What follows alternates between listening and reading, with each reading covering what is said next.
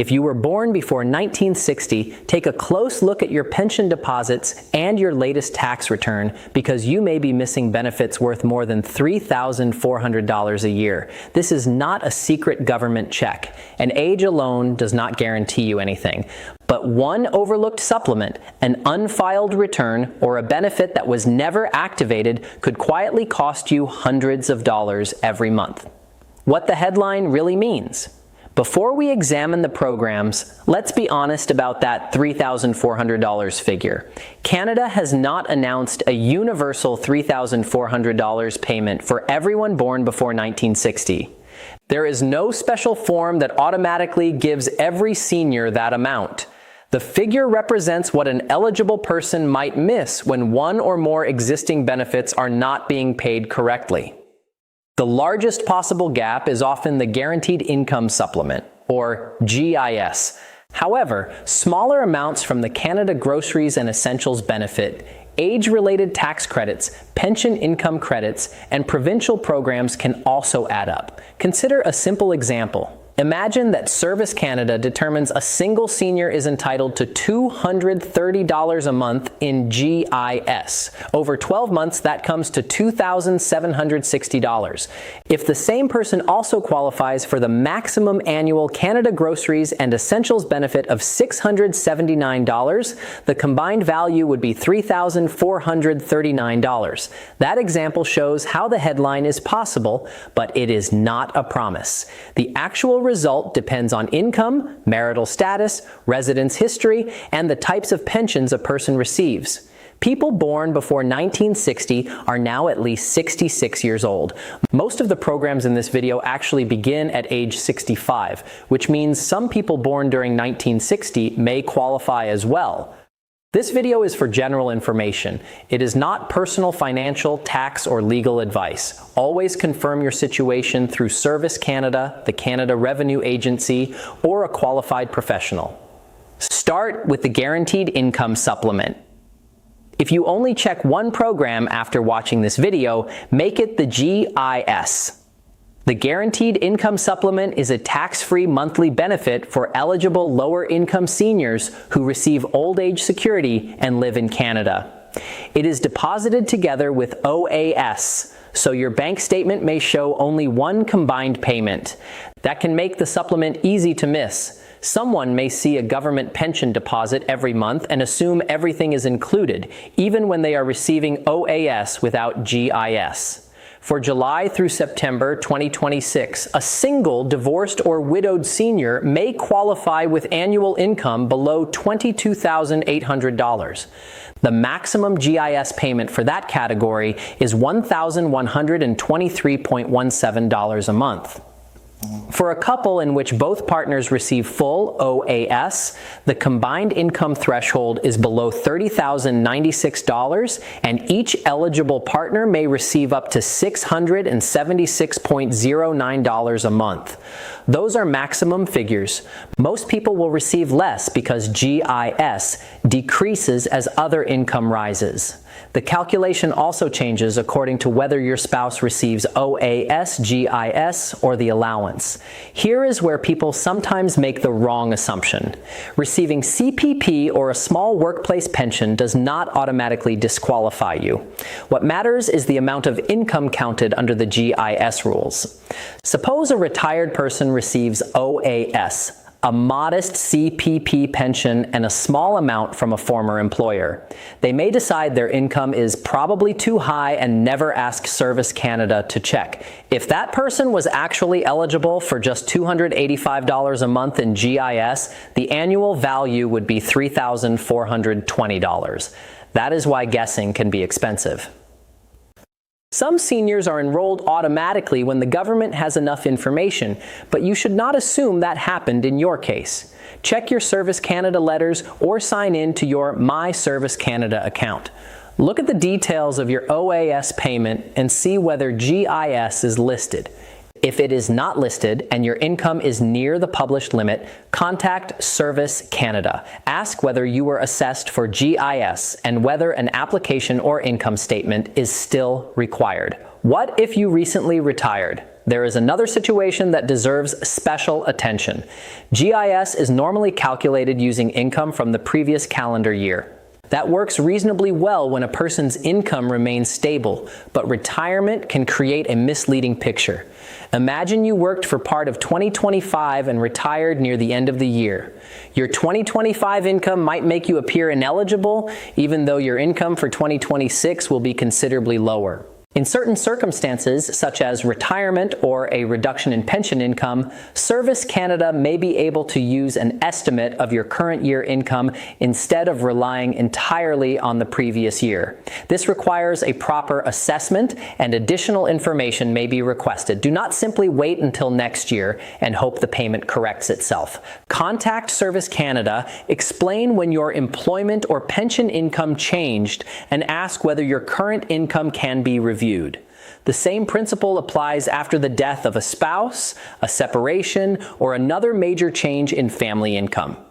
A payment based on outdated circumstances may no longer reflect your present situation.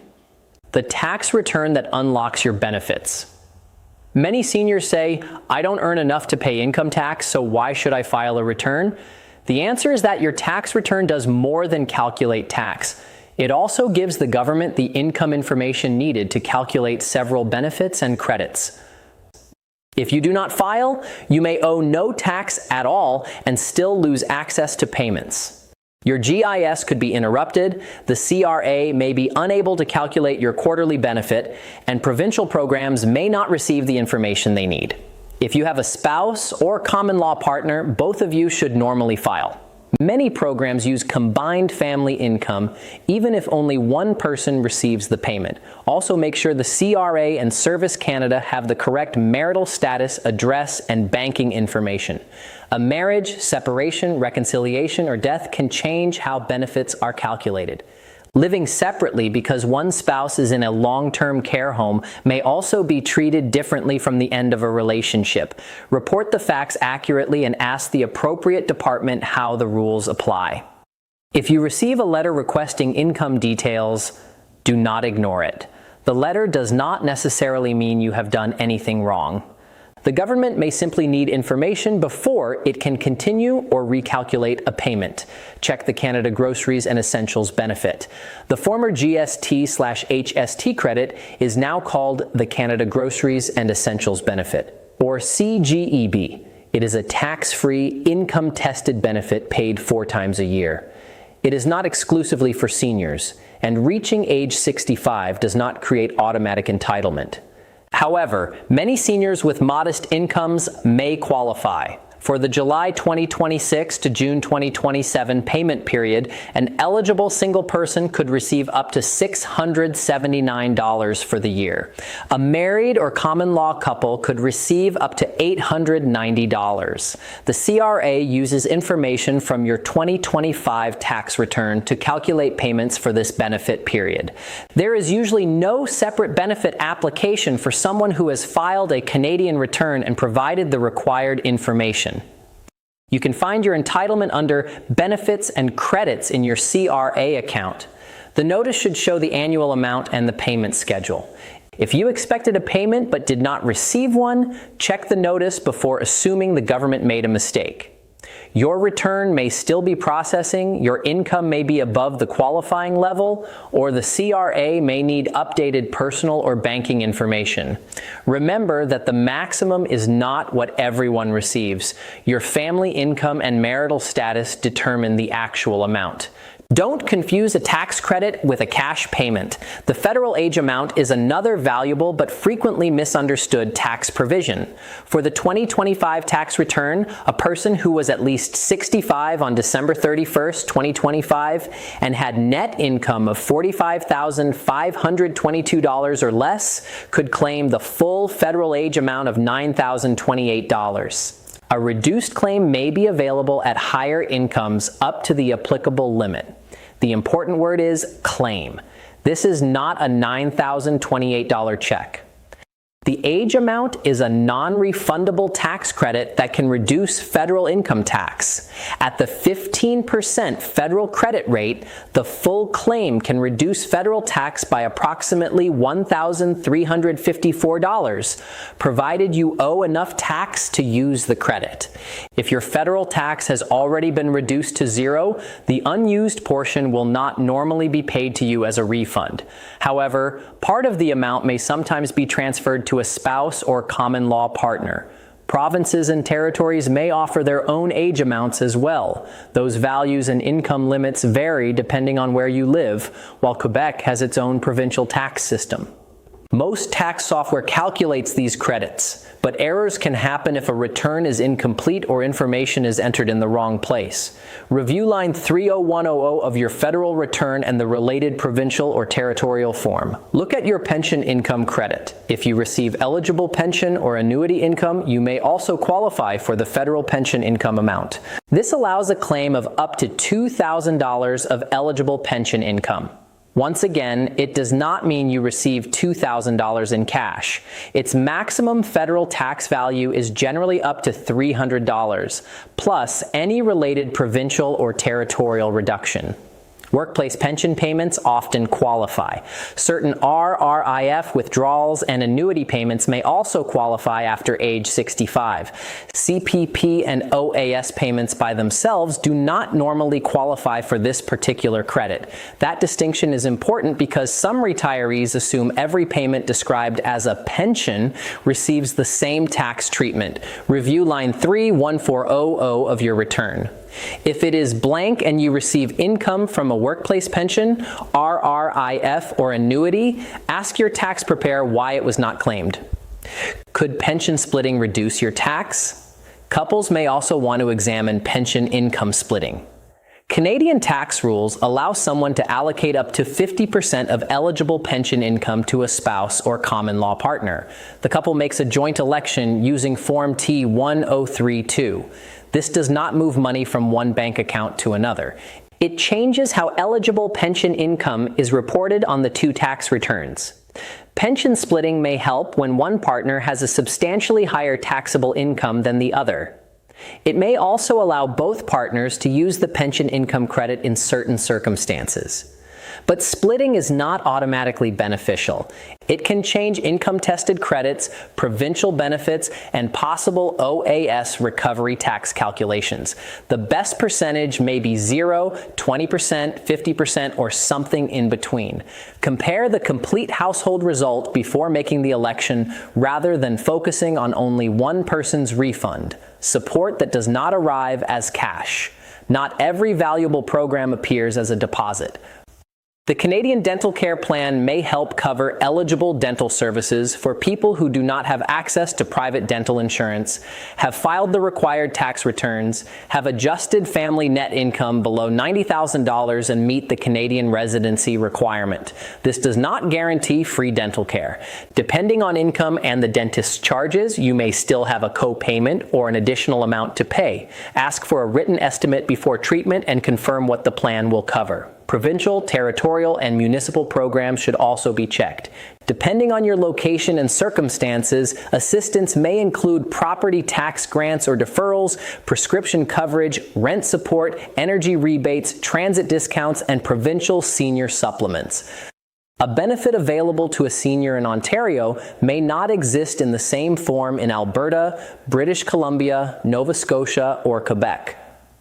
Some programs are calculated automatically through the tax return, while others require a separate application every year. Search your provincial and municipal government websites using phrases such as senior benefits, low-income senior assistance, property tax relief, and rent support. Your practical benefits. Check here is what you can do today. First, check your My Service Canada account and confirm whether your monthly OAS payment includes GIS. If it does not, ask Service Canada whether you have been assessed. Second, open your CRA account and review your current benefits and credits. Check the CGEB entitlement, payment schedule, and account notices. Third, confirm that you and your spouse or common law partner filed the latest tax returns, even if neither of you owed tax. Fourth, review lines 30,100 and 31,400 for the age amount and pension income amount. Couples with eligible pension income should also check whether Form T1032 would produce a better overall result. Finally, search for senior programs offered by your province and municipality. Do not assume the federal government will automatically enroll you in a local property tax, rent, or energy program. While checking, protect yourself from scams. Service Canada and the CRA will not ask you to buy gift cards, pay an activation charge, or provide an online banking password to release a benefit. Closing. So, are Canadians born before 1960 automatically receiving an extra $3,400? No, but could an eligible senior be missing that much or even more because GIS, tax credits, or other benefits were overlooked? Absolutely. Start with GIS. Make sure your tax returns are current, review your CRA and Service Canada accounts, and then check the programs available where you live. If you found this information helpful, please like the video and subscribe to the channel. Share it with a parent, neighbor, or friend who may not know which benefits to check. And in the comments, tell us which province or territory you live in and which senior benefit you would like us to explain next.